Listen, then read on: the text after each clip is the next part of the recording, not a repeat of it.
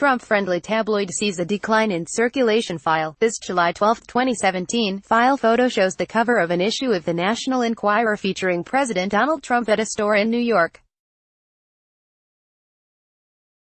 Confidential documents obtained by the Associated Press show that the National Enquirer's circulation declined even as it published stories attacking Trump's political foes and, prosecutors claim, helped suppress stories about his alleged sexual affairs. AP photo, Mary Altaffer, file, Washington, AP. The National Enquirer has long explained its support for Donald Trump as a business decision based on the president's popularity among its readers. But private financial documents and circulation figures obtained by the Associated Press show that the tabloid's business was declining even as it published stories attacking Trump's political foes and, prosecutors claim, helped suppress stories about his alleged sexual affairs. The Enquirer's privately held parent company, American Media Inc., lost $72 million for the year ending in March, the records obtained by the AP show.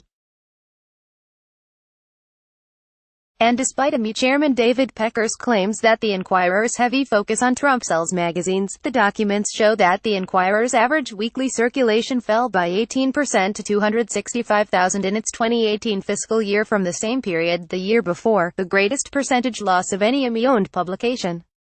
The slide follows the Enquirer's 15% circulation loss for the previous 12 months, a span that included the presidential election.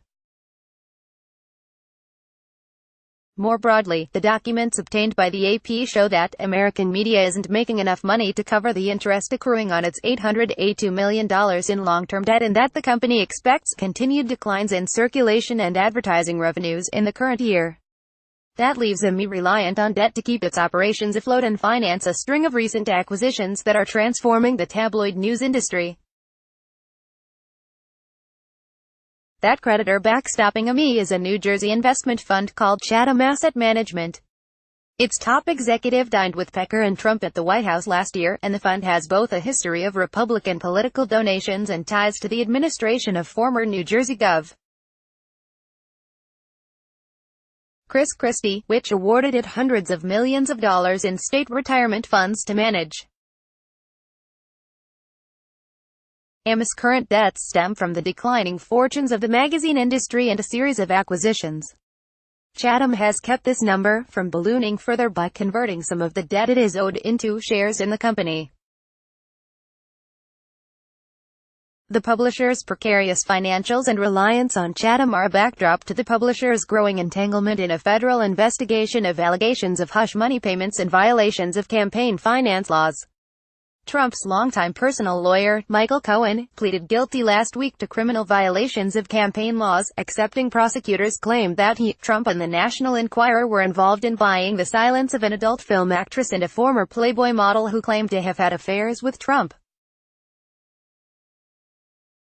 Pecker and his top editorial deputy, Dylan Howard, have both received immunity in exchange for their cooperation.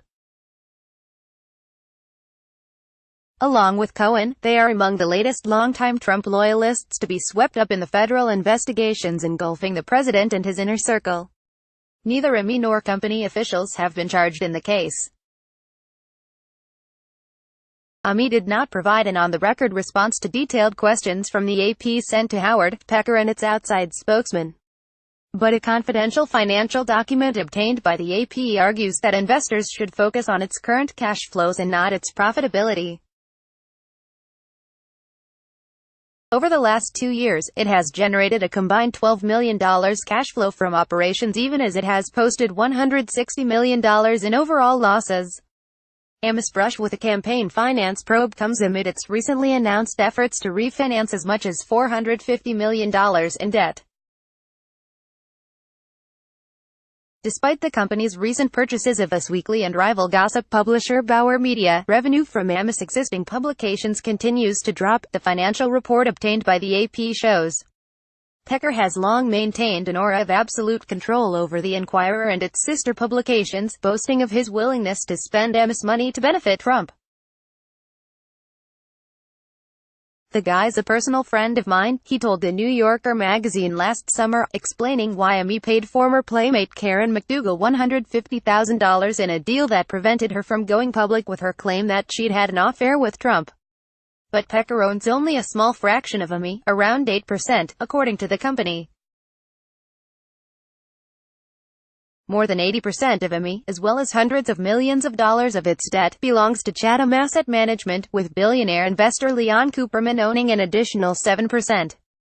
Chatham declined to address questions about the Enquirer's relationship with Trump or the future of its investment in Amy.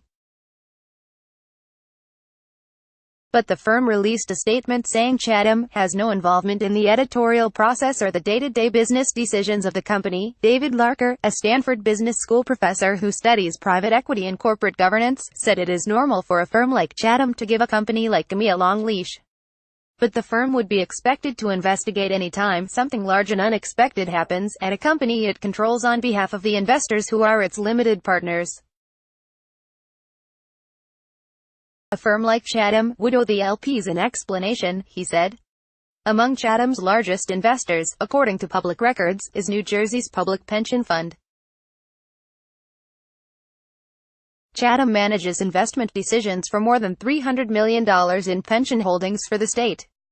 Asked about Amy's alleged involvement with campaign finance law violations and hush money payments, State Treasury spokeswoman Jennifer Ciortino told the AP that, "We expect our investment partners to invest in good businesses with strong management teams that follow all applicable laws."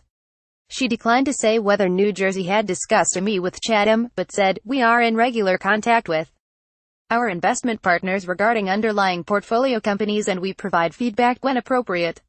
In an interview last Friday, Cooperman deferred most questions to Chatham and Amy, describing himself as a passive investor and calling his 7% stake in the company negligible. Cooperman didn't offer any thoughts about Amy's alleged involvement with hush money payments, but he expressed confidence in Pecker. "I think he's a very good quality guy, and is doing a good job running the company," he said. The confidential financial document obtained by the AP states that Amy's $882 million in long-term debt owed to creditors as of March is a competitive disadvantage that may compromise its ability to launch new projects, borrow additional money or even pay for general corporate requirements. Cooperman told the AP that Amy has lined up a prominent investment bank to help with its upcoming effort to raise capital and that he expects a prospective deal to be launched after Labor Day. He said he expects Amy to convert more of its debt to shares in the company as part of that refinancing. While the details of Amy's financial difficulties described in the confidential document haven't been previously reported, the prospect that Pecker and Amy might not protect Trump's secrets forever has long been a concern. Trump and Cohen even discussed the possibility that the ties between Trump and the National Enquirer might someday unravel. In July, Cohen released an audio recording in which the men discussed plans to buy McDougal's story of an affair with Trump from the National Enquirer. Such a purchase was necessary, they suggested, to prevent Trump from having to permanently rely on a tight relationship with the tabloid. "You never know where that company, you never know what he's gonna be," Cohen says. David gets hit by a truck, Trump says. "Correct," Cohen replies.